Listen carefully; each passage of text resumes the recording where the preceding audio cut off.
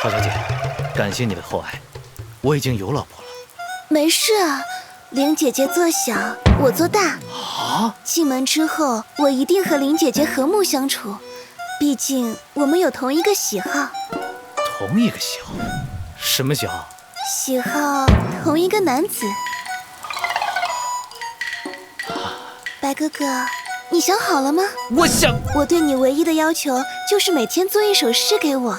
那要是我不愿意呢？我爹爹说了，谁要惹我伤心，就砍谁的头。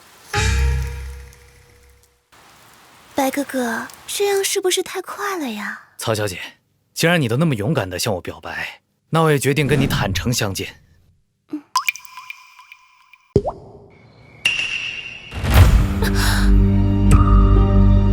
你这是怎么回事啊？实不相瞒，这些红点是因为得了一种可怕的怪病。什么病？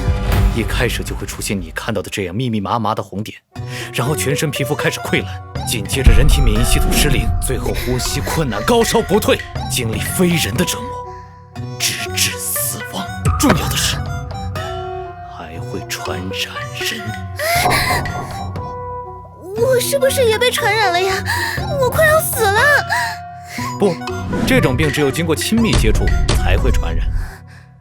你该不会是为了不和我成亲故意编的吧？我怎么会？家里谁来了？秋水，是县令千金，他来跟我说两句话。县令家的千金啊，那赶紧给人家倒点水喝呀！哎，秋水，你眼睛不好，先进去休息，我来吧。好，那你们先聊。我跟秋水都得了这种怪病，很快就要共赴黄泉了。如果你愿意，我们三个也可以一起。